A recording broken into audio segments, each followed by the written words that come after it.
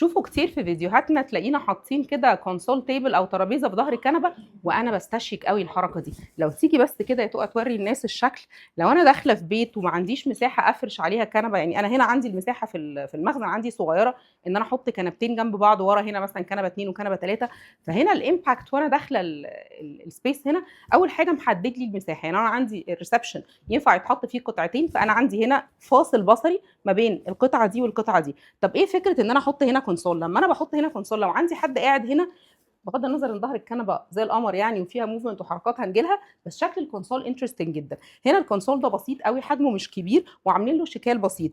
احيانا في بعض الديزاينز الكلاينتس بيطلبوا اضرب ونقدر نصنعها، وطبعا عاملين ستايلنج بالحاجات المتاحه عندنا. حسب مساحه الكونسول اقدر اتحكم في الاكسسوارز اللي عندي، وممكن اعلى عادي بالاكسسوارات لو ده اخر زون في البيت. انما لو ده فاصل وبعديه زون تاني، لا مش لطيف قوي عشان يفضل عندي امتداد بصري. يلا نشوف بقيه تفاصيل السيت اب اللي عندنا. اول حاجه عندنا التو ارم تشيرز. انا اقعد فين بقى عشان اوريكم كده؟ حلو. طيب التو ارم تشيرز الحلوين دول انسبايرد باي كاراكول. الفابريك زي ما انتم شايفين عامله زي الكانيه، حلوه حلاوه، ودي من تكسمار. والقماش بتاع الكرسي من نجيب سليم تاكس او نجيب سليم اديشن، الاثنين نفس الحاجه، بس احنا بنتعامل مع كلهم لان حاجتهم هايله. دي اول نقطه عايزه اوريها لكم. تاني نقطه بقى، بصوا بقى على جمال السايد تيبل. انا هقعد بقى اهو، بصي حلاوه الماركتري اللي فيها والشغل الجميل اللي معمول. الماركتري ده بيبقى شغل بالخشب، وطبعا بنتحكم في درجات الاسطر زي ما احنا عايزين.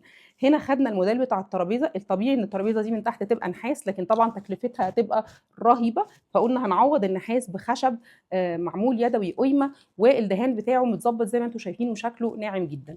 هنا برضو عندنا الارت ورك الرائع الناعم المريح للاعصاب. يعني انا اصلا وانا بصاله حاسه ان انا عايزه انام، بس لازم اكمل الفيديو معاكم. نبص بقى على تفصيله ثانيه. الترابيزه اللي قدامنا الكوفي تيبل. الكوفي تيبل دي بقى معمول فيها نحاس، اشتغلنا بقطاعات نحاس بحرف الاكس اللي انتم شايفينه ده. وطبعا النحاس تكلفته بتكون عاليه، عشان كده بنحاول نطعم ونكحل بيه، ما نستخدموش كتير. زي ما اتعودتوا مني ان انا بحب دايما الكوفي تيبلز تكون ليها استخدام.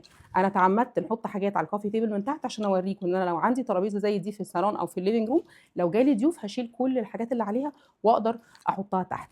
انا عايزاكي بقى، مش عارفه هتيجي ازاي اللي جايه، بس هنكمل ماشي. طيب انت هتيجي هنا بقى تقف عشان اوري الناس الكنبه الحلوه القمر دي اللي انا قلت لكم الخطوط بتاعتها اوريدي حلوه. طيب الكنبه الحلوه القمر دي احنا حاطين وراها باك سوفا تيبل، قلت لكم عشان شكلها لذيذ للناس وهي باصه من ورا، لكن هي اللاينز بتاعتها قد ايه حلوه، واخده كيرفتشر ناعمه. والكونتراست، انا مش من هواة الكونتراست قوي ان انا يبقى عندي حاجه فاتحه وحاجه غامقه، لكن هنا كونتراست درجه لون الاسطر الخشب رد قوي قوي قوي على القماش بتاع الكنبه. والقماش برده من تكسمار، اخدنا الكوشن اللي شبه الكانيه اللي حاطينها على الكرسي مع قماشه فيها بوكيه او دماسيه. نبص بقى هنا على اخر تفصيله معانا، وانا هاجي لكم هنا. ده كونسول ومرايه. طيب نبص على اخر تفصيله معانا. هنا عندنا بلاش نبص على اخر تفصيله. ده هنا قطعتين ما نستغناش عنهم في البيت خالص، سواء في سيت اب زي اللي احنا عاملينه، او زي ما اتفقنا في مدخل، في طرقه، في سفره. عندي البوفيه والسفره اقدر احط جنبيها كونسول. الكونسول ده من القطع اللي حقيقي عمليه جدا. اولا بيشيل الكراكيب لو انا حاطاه ورا البيت، ده هنا عند الكلاينت هيتحط ورا البيت. وعندي مفاتيح وصولات النور والكهرباء، نظاره الشمس، العربيه كده، كل ده يتفتح ويتحط هنا.